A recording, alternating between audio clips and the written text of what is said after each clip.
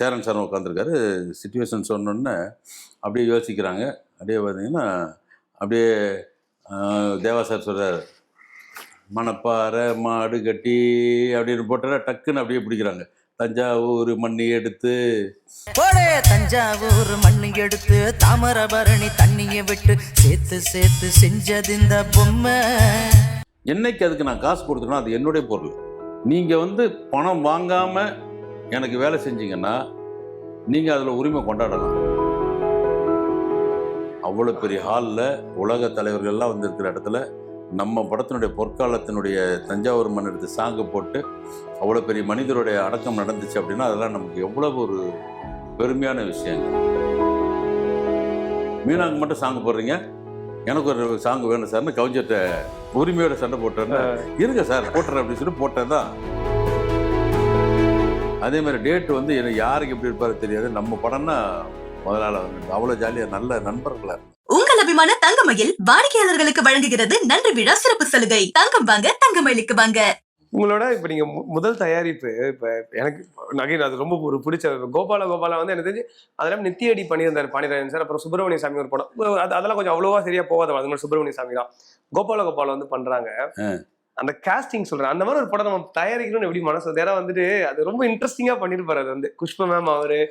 அதாவது சார் நம்ம cinema direction பண்ணல, ஒரு பெரிய சினிமா நாலேஜ் இல்லைன்னா கூட ஒரு கணிக்க முடிஞ்சு. என் படங்கள் பார்த்தீங்கன்னா ஒரு 7 படங்கள் கண்டினியூ ஆகிட்டு. நான் ஃபைனான்ஸ் வாங்காமல் படம் எடுத்த வரைக்கும் ஜெயிச்சிட்டு இருந்தேன்.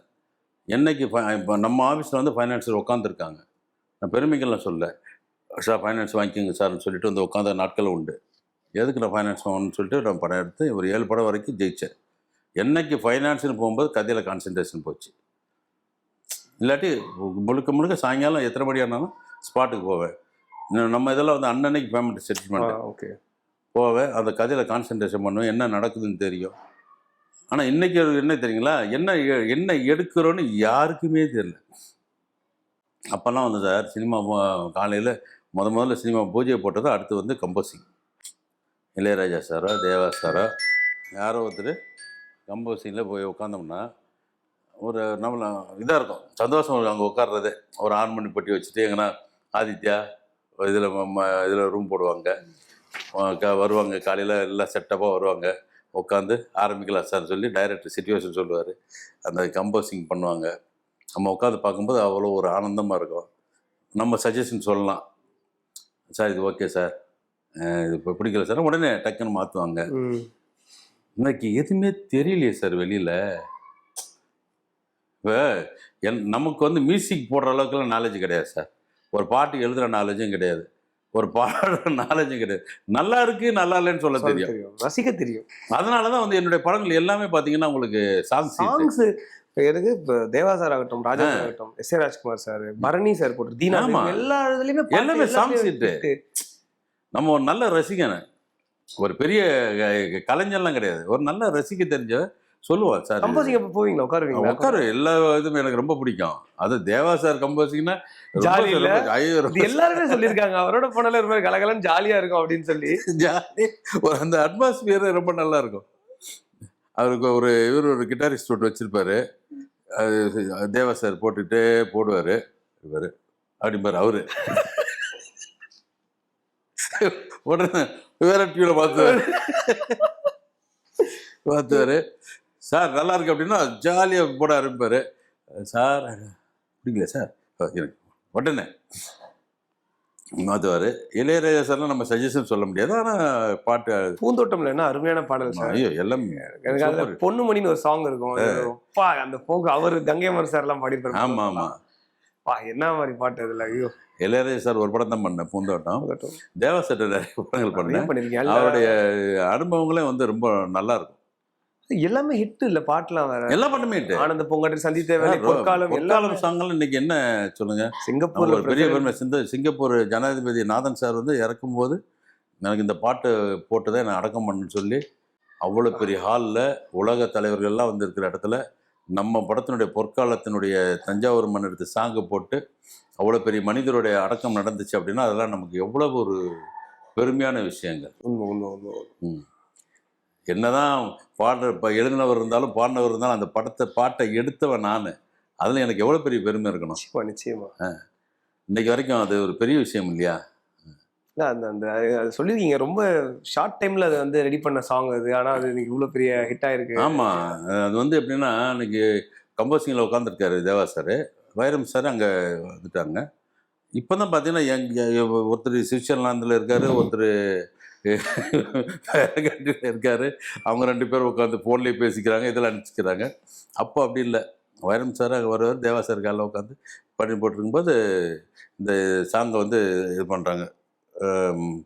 சேரன் சார் உட்காந்துருக்காரு, சிச்சுவேஷன் சொன்னோன்னே அப்படியே யோசிக்கிறாங்க. அப்படியே பார்த்தீங்கன்னா அப்படியே தேவா சார் சொல்கிறார், மணப்பாறை மாடு கட்டி அப்படின்னு போட்டால் டக்குன்னு அப்படியே பிடிக்கிறாங்க. தஞ்சாவூர் மண்ணி எடுத்து, உடனே கவிஞர் அங்கே 4 வரி எழுதிட்டார். தஞ்சாவூர் மண் எடுத்து தாமிரபரணி தண்ணி எடுத்து சேர்த்து செஞ்சது இந்த பொம்மை அப்படின்னொன்னே குதூகலம் ஆயிடுச்சு.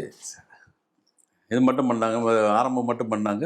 அதுக்கப்புறம் கவிஞர் போய் எழுதி அனுப்பிச்சி விட்டார் பாட்டு. அதாவது முடிஞ்சு ஒரு அரை மணி நேரத்தில் சாங் ரெடி ஆயிடுச்சு. ஒன்று பெரிய ஸ்ட்ரெயின் பண்ணல, ஒன்றும் பண்ணல, உட்காந்து அரை மணி நேரத்தில் இதாச்சு. அது கூட தஞ்சாவூர் மண் எடுத்த சாங் எதுக்கு போட்டதுன்னு கேட்டிங்கன்னா, இந்த சாங் போட்டிருந்தோம், சிங்கிச்சா சிகப்பு கலர் சிங்கிச்சா சாங் வந்து மீனாக்கா பண்ணிட்டு இருக்கும்போது முரளி சார் வந்து அப்போ எவ்வளோ ஆரோக்கியம் வந்துச்சு பாருங்கள் சினிமா. அவ்வளோ பெரிய அன்னைக்கு பெரிய ஹீரோ அவர் முரளி. அவரும் வந்துட்டார் அங்கே சாங் கம்போசிங்னா, இருங்க சார் நான் வரேன் அப்படின்னு சொல்லிட்டு அவர் வந்துட்டார். எல்லாமே டைரக்டரு, நம்ம வைரம் சார், தேவா சார், நாங்கள் ப்ரொடியூசரு, முரளி சாரும் வந்துட்டார். வந்தோடனே சிங்கிச்சா வந்து மீனாவுக்கு சொல்ல சாங்க, மீனாவுக்கு மட்டும் சாங் போடுறீங்க, எனக்கு ஒரு சாங் வேணும் சார்னு கவிஞர்கிட்ட உரிமையோட சண்டை போட்டேன்னா, இருங்க சார் போட்டுறேன் அப்படின்னு சொல்லி போட்டேன். தான் இந்த 5 நிமிஷத்துல உருவானதான் இந்த தஞ்சாவூர் மண் சாங். அது எப்போ காலத்துக்கும் பேசுது பாருங்க. ஆமாம், அந்த பாட்டு முடிச்சு ரெக்கார்டிங் போகிறோம். ரெக்கார்டிங் போகும்போதுன்னா எஸ்பிபி சார் பாடணும், அவர் ஊரில் அவைலபிள் இல்லை, அப்போ ரொம்ப பிஸி இல்லை அவர். அப்போ தான் நம்ம கிருஷ்ணராஜின்னு சொல்லி இந்த டைப் வாய்ஸ் பாடுறவங்க, ட்ராக் பாடுறவர், அவரை வச்சு பாட வச்சாச்சு. பாட வச்சு அப்போல்லாம் வந்து இப்போ வந்து கண்ணிலே காட்ட மாட்டாங்க. அப்போ எப்படின்னு கேட்டிங்கன்னா உடனே பண்ணி கேசட்டு கொடுத்துருவாங்க. கேசட் எடுத்துகிட்டு வந்து ஆஃபீஸில் போட்டோன்னா ரொம்ப பிடிச்சி போச்சு. வந்த டிஸ்ட்ரிபியூட்டர்லாம் உடனே இப்போ பொற்காலம் பாட்டை கேட்டே இது விற்று போச்சு, ஆடியோ விற்று போச்சு, எல்லாமே விற்று போச்சு. அப்புறம் தேவா சார் ஃபோன் பண்ணி, சார் எஸ்பிபி சார் வந்திருக்காரு, ரெக்கார்டிங் பண்ணிடலாம் சொன்னார். சார் என் ரெக்கார்டிங் எல்லாம் வேணாம், இதுதான் சார் வாய்ஸு, என்ன சார் சொல்கிறீங்கன்னாரு. சார் இதான் நல்லா இருக்கு, விட்ருங்க சார் அப்படின்ட்டேன். சார் அவர் அதுக்கப்புறம் கிருஷ்ணராஜ் சார் அவ்வளோ பாடல் பாடியிருக்காரு தேவா சாருக்கு. சார் அவர் ஸ்டேட் அவார்டு இல்லை, அதுதான் சொல்கிறேன், அந்த பாடல் கிடைச்சி அதை தாண்டி சொல்கிறேன். ஆமாம், ஸ்டேட் அவார்டு கிருஷ்ணராஜ் சாருக்கு. இன்றைக்கி எங்கன்னா பார்த்தா கூட ரொம்ப நன்றி சார் அப்படிம்பாரு கிருஷ்ணராஜ் சார். அந்த மாதிரி ஒரு அவர் ரூட்டே மாற்றி விட்டுருக்கீங்க. அதே மாதிரி அந்த படம் ஷூட்டிங் அன்னைக்கு பார்த்தீங்கன்னா பெப்சி பிரச்சனை, படம் எங்கேயுமே ஷூட்டிங் எடுக்கக்கூடாது அப்படின்ட்டாங்க. நாங்கள் வந்து அந்த படத்தை எடுத்து ஆக வேண்டிய சூழ்நிலை, தீபாவளி படம் ரிலீஸ் பண்ணி ஆகணும். அப்போ மோகன் ஸ்டுடியோவில் செட்டு போட்டு விடிய எங்கள் ஆட்களை வச்சு செக்யூரிட்டி பண்ணி ஒரே நைட்டில் எடுத்த சாங் அது. ஷூட் பண்ணது ஒரே நைட்டில் அந்த இது பண்ணி கொடுத்தாங்க அந்த சாங்கு எல்லாமே. அந்த ஆனால் பார்த்தீங்கன்னா மாதக்கணக்கில் எடுத்தால் கூட அந்த இது குவாலிட்டியும் இது வராது. அவ்வளோ அற்புதமாக ஒரே ஒரு அரை மணி நேரத்தில் பாட்டு ரெடியாச்சு. ஒரு நைட்டுக்குள்ளே ஷூட்டிங் முடிஞ்சு படம் சாங் வந்து அவ்வளோ பெரிய ஹிட்டு. இல்லை அந்த படத்துல இப்போ ஊனம் அந்த சாங்கு ஒரு அது என்னம்மா தேவா சாரே பாடியிருப்பாரு. ஆமாம், இவர் வடிவேல் சாருக்கு பொற்காலம் ஒரு பெரிய ரியல் லைஃப் இல்லை. ஆமாம், வடிவேல் சாருக்கு பொற்காலம், விவேக் சாருக்கு வந்து பெண்ணின் மனைவி தொட்டு இந்த காமெடி எவ்வளோ பெரிய ஹிட்டு சார். அதாவது சொல்ல பாத்தியா, மினிஸ்டரோட பையனுக்கு கூட வேட்டியை கூட தூக்கி பிடிக்க ஒருத்தன் பின்னாடி போறான். அந்த ட்ராக் பிரசன்னகுமார் தான் அது ஃபுல்லா வசனம். ஆமா ஆமா ஆமா ஆமா, அவ்வளோ நல்லா இருக்கும் அந்த படத்துல. படமே சூப்பர் ஹிட் படம் இல்லை சார், பெரிய சூப்பர் ஹிட். சார் அந்த படத்துல நான் எழில் சார் வாட்டி இந்த மாதிரி பேசும்போது சொன்னாரு, அஜித் சார் முதல்ல ஃபர்ஸ்ட் சாய்ஸா இருந்தார் அந்த படத்துக்கு, இருந்தாரா ஏதாவது? இல்லை, அஜித் சார் பண்ற மாதிரி அப்போ கொஞ்சம் பிஸியா இருந்தார் அவரு. அதனால வந்து பிரபுதேவா கண்டினியூ 3 படம் பண்ணார்ல பிரபுதேவா. எனக்கு இதை பத்தி சொல்லுங்க சார். அதாவது இப்போ அள்ளி தந்த வானம், சார்லி சாப்ளின், பெண்ணின் மனைவி தொட்டு 3 படம் உங்க படம் பண்ணிருக்காங்க. 3 படமுமே கிட்டத்தட்ட பாத்தீங்கன்னா கேமியாவா ஒரு பெரிய பெரிய ஹீரோஸ் பண்ணிருப்பாங்க. சரத்குமார் சார், முரளி சார், பிரபு சார். ஆமா கேமியோ கிடையாது, அவங்களுமே ஈக்குவல் ஷேர்ல இருப்பாங்க. ஆனா சரத்குமார் சார் கொஞ்சம் கம்மி சொல்லலாம், முரளி சார்லாம். பிரபு சார் வந்து ஈக்குவலா 2 பேருமே டபுள் ஹீரோ சந்திக்க மாதிரி இருக்கும். ஆமா 3 படத்துலயுமே இந்த 2 ஹீரோ எப்படி அது நடந்தது? அது கதை ஸ்டோரி சொல்லும்போது இந்த மாதிரி கதை கேட்ட உடனே பிரபுதேவா சார் முதல் படம் பண்ண உடனே கம்பெனி ஆர்டிஸ்ட் மாதிரி ஆயிட்டாரு. முதல் படம் அள்ளி தந்தவானம் பண்ணும்போது அவருடைய கரெக்டாக பங்க்சுவாலிட்டி இதெல்லாமே நமக்கு ரொம்ப பிடிச்சி போச்சு. நம்மளுடைய இதாக அவருக்கு ரொம்ப பிடிச்சி போச்சு. அதனால் வந்து முதல் படம் பண்ணோடனே அந்த அள்ளி தந்தவானத்தில் வந்து ஆக்சுவலாக கதை பிரகாரம் முதல்ல முரளி கிடையாது. அதுக்கப்புறம் தான் முரளியை சேர்க்கும்போது முரளி சார்ட்ட வந்து இந்த மாதிரி சார் ஒரு கெஸ்ட் ரோல் இருக்குன்னு வாங்க சார் பண்ணித்தரேன் அப்படின்ட்டு ஃப்ரெண்டுன்றதுனால ஒரு 10 நாள் ஷூட்டிங் வந்தார். அந்த பண்ணி கொடுத்தாரு. அடுத்த படம் வந்து இது பெண்ணின் மனிதத்தூர். பெண்ணின் மனிதத்தூரில் ஒரு அண்ணன் கேரக்டர் வேணும். அண்ணன் கேரக்டர் வந்து பவர்ஃபுல்லாக வேணும் அப்படின்னோடனே அப்போ சரஸ் சார்ட்ட உடனே பேசணும். அவரும் அதே தான் உடனே வாங்க சார் அப்படின்னு சொல்லி பேசணும் சரஸ் சார் அண்ணன் கேரக்டருக்கு ஒத்துக்கிட்டாங்க. அவர் வந்து ஒரு 20 நாள் பண்ணாங்க சரஸ் சார். 3வது சார்லி சாப்ளின். கதையே வந்து உங்களுக்கு வேணும்க்காக பிரபு சாரை பேசுனேன். அப்போல்லாம் ஒரு ஈகோலாம் இல்லை சார். சார் எனக்கு தெரிஞ்சு அந்த படம் அதிகமா ரீமேக் செய்யப்பட்ட படங்கள்ல அது ஒரு படம் எடுத்துட்டு 7 மொழிக்கு மேல ரீமேக் ஆச்சு. எல்லா மொழியிலும் சூப்பர் ஹிட். அதுதான் சார் ரீமேக் தமிழ்ல மட்டும்தான் ஓரளவுக்கு ஹிட்டு. ஆனா வந்து அந்த அந்த இந்தி இதை விட மற்ற லாங்குவேஜஸ்ல இன்னும் பெரிய ஹிட் ஆச்சு சார். நோ என்ட்ரின்னு இந்தியாவில் எடுத்து ஸ்ரீதேவி மேடம் ஃபோன் பண்ணுறாங்க. பண்ணிவிட்டு அப்போ வந்து அங்கே ரொம்ப அவங்க கம்பெனி வந்து ரொம்ப கஷ்டத்தில் இருக்கிற நேரம் அந்த மாதிரி டைரக்டர் லைனில் வந்தாங்க. நம்மளாம் அந்த காலத்தில் ஸ்ரீதேவி ஃபேன் இல்லையா? அந்த மாதிரி பேசினோடனே சார் உங்கள் படம் பார்த்தோம், அந்த ரைட்ஸ் வேணும் ஹிந்திக்கு அப்படின்னா சரி மேடம் சொல்லி பேசி கொடுத்துட்டோம். நோ என்ட்ரின்னு எடுத்தாங்க. கிட்டத்தட்ட அந்த டைமில் 100 கோடி ரூபா கலெக்ட் பண்ணியிருக்கு. நான் சொல்கிறேன் 2000 அவங்க கம்பெனி திருப்பி இதாகிறதுக்கு நம்ம இந்த படம் சார்லி சாப்ளின் வந்து தெலுங்கில் என்ன பண்ணாங்கன்னு நல்ல அருமையான டைட்டில் வச்சுட்டாங்க. பொண்டாட்டி ஊருக்கு போயிட்டா, வெள்ளம் ஊருக்கு எழுத்தேன்னு நல்ல டைட்டில். நம்ம வந்து இந்த சார்லி சாப்ளின் வச்சதுனால கொஞ்சம் அது கதைக்கும் அதுக்கு அப்படின்றது நமக்கு யாரோ எல்லாம் வந்து இது ஏதோ இங்கிலீஷ் படம் மாதிரி இருக்குன்ற மாதிரி.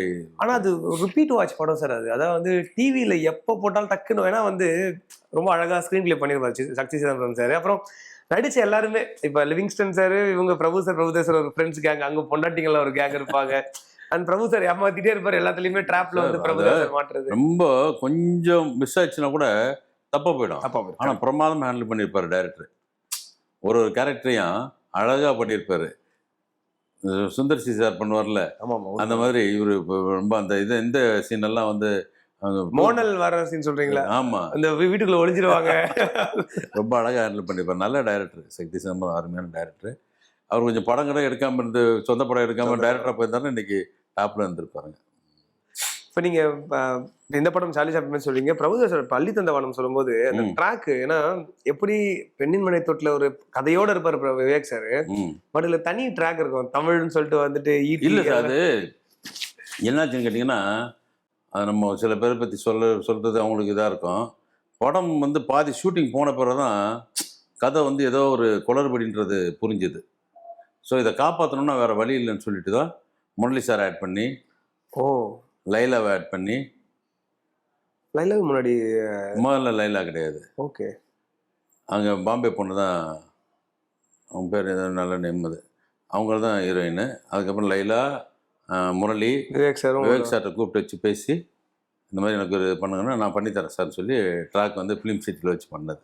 நல்லா செமையா இருக்கும் இல்ல தமிழ்னு சொல்லிட்டு வந்துட்டு அவரு அது பண்றது எல்லாமே. அந்த வாழைப்பழம் தோல் வலிக்கு அந்த டிவியில டிவின்னு வச்சு ஒரு கான்செப்ட் பண்ணுவாங்க.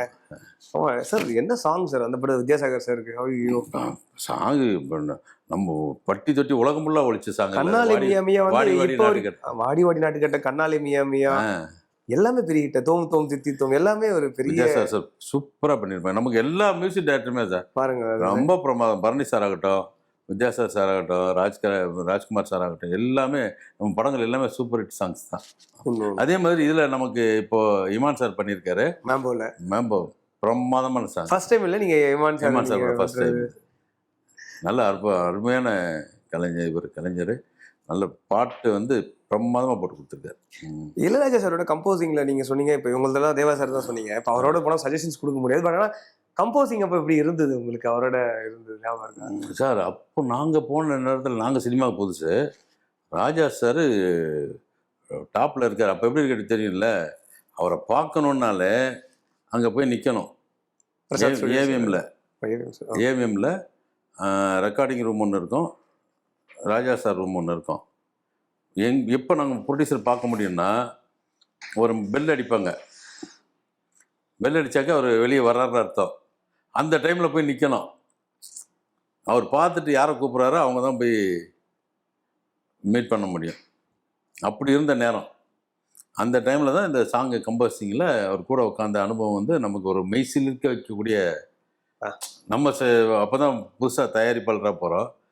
ராஜா சார் வந்து அன்னைக்கு வந்து ராஜா சார் வந்து இது இன்விடேஷனில் வந்து ஆர்டிஸ்டே போட மாட்டாங்க பார்த்தீங்களா, அப்படியே அந்த மியூசிக்கல் இதை போட்டு ராஜா சார் தலையை போட்டிருப்பாங்க. போட்டாலே வித்துரும், படம் வித்துரும்.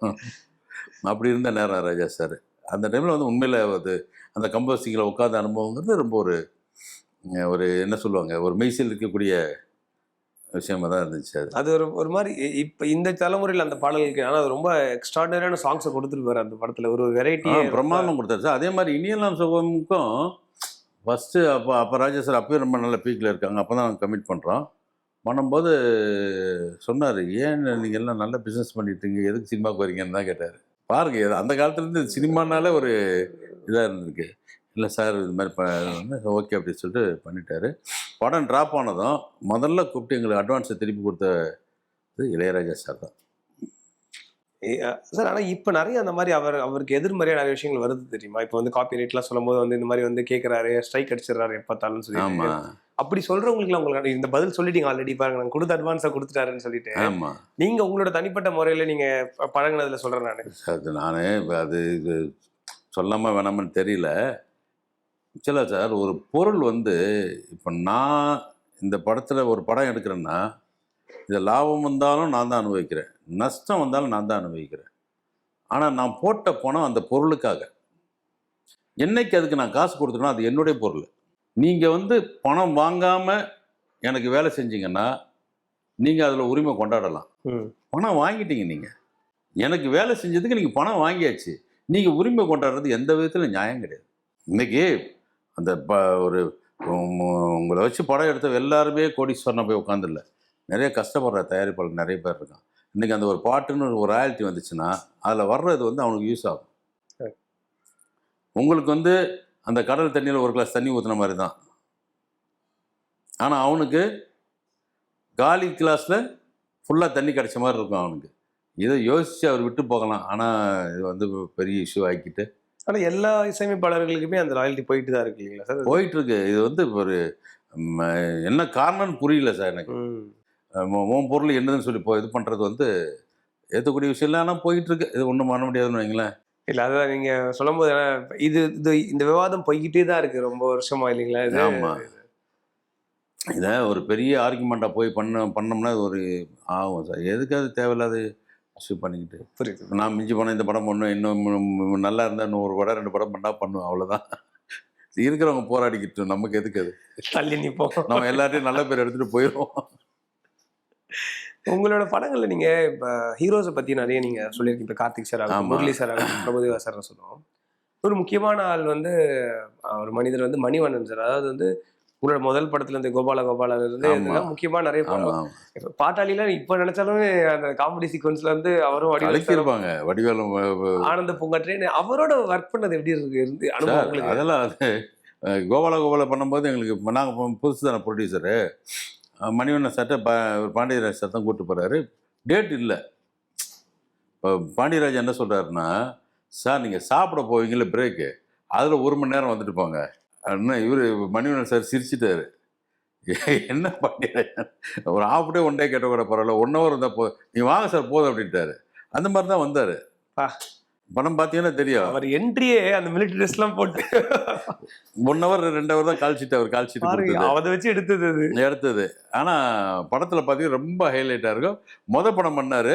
அப்புறம் 2வது படத்துக்கு சொல்லிட்டாரு, இனிமேல் வந்து நீங்கள் படத்தில் என்னை கேட்கக்கூடாது, என் பேர் இருக்கணும் அப்படின்ட்டாரு. கண்டினியூ பண்ணியிருப்பார் பாருங்க. ஆமாமா தொடர்ந்து பண்ணிருக்காரு. ஆமாம், கோபாலா கோபாலா, பொற்காலம் பண்ணார்ல, பொற்காலம், பூந்தோட்டம், எல்லா படம், ஆனந்த பூங்காற்று, அந்த பூங்காற்று. எல்லா படத்துலையும் ஒரு லைனாக இருப்பார். எல்லா படத்துலையும் பண்ண நல்ல நண்பர். நான் வந்து அதுக்கப்புறம் பார்த்தீங்கன்னா சம்பளமே என்கிட்ட பேச மாட்டார். ஓ சார் நீங்கள் என்ன பிடிக்குதோ கொடுங்க சார் அப்படிம்பார். ஆனால் அன்னைக்கு அவருக்கு என்ன மார்க்கெட் இது சம்பளமோ அதை கொடுத்துருவேன். அதே மாதிரி டேட் வந்து எனக்கு யாருக்கு எப்படி இருப்பாரு தெரியாது. நம்ம படம்னா முதலாள வந்து அவ்வளோ ஜாலியாக நல்ல நண்பர்களாக இருந்தோம். ரொம்ப அற்புதமான மனிதர், நல்ல நடிகர், அற்புதமான நல்ல டைரக்டர், நல்ல மனிதர். உங்க பார்ட்னர்ஸ் நீங்க, Gnanavel sir and Jayaprakash sir, அதாவது பொதுவா வந்து நம்ம எந்த தொழிலையுமே இந்த பார்ட்னர்ஷிப்ன்றது ரொம்ப முக்கியம். ஏன்னா அந்த ரிலேஷன்ஷிப்ல எந்த பாதிப்பும் வந்துடக்கூடாது, பண விஷயத்துல வந்துடான்றது எல்லா தொழிலும் சொல்லுவாங்க. ஆமா. சினிமா ரொம்ப ரொம்ப முக்கியம் அதுல. ஆ.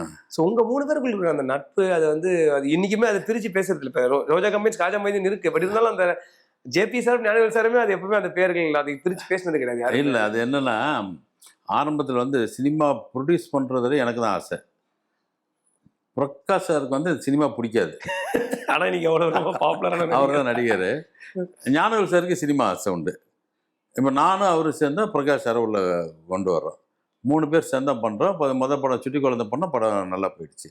அடுத்தது வந்து கோபாலா கோபாலா படம் நல்லா போச்சு. பொற்காலம் ஆக்சுவலாக வந்து பார்த்தீங்கன்னா சார், பொற்காலம் படம் எடுத்துட்டு டிஸ்ட்ரிபியூட்டர்லாம் வேணான்ட்டு போயிட்டாங்க. வேணான்னு சொல்லிட்டு இவ்வளோ பெரிய 8 படத்துக்கே நடந்த கதைகள் வந்து படம் எடுத்து படம் ப்ரீவியூ ஷோவில் படம் பார்க்குறாங்க. படம் பார்த்து டிஸ்ட்ரிபியூட்டர்லாம் வந்து இந்த படம் எங்களுக்கு வேணாம் சார் அப்படின்னாங்க. நான் என்ன பண்ண கூப்பிட்டு, சரி பரவாயில்லைங்க, உங்கள் படத்தில் நீங்கள் வாங்கிக்கோங்க. ஆனால் படம் வந்து விற்று போச்சு. அவங்களுக்கு படம் பிடிக்கல. படம் வேணான்னு நீங்கள் வேணாம் உங்கள் பணத்தை வாங்கிட்டு போயிடுங்க சார், நான் ரிலீஸ் பண்ணிக்கிறேன் அப்படின்னு.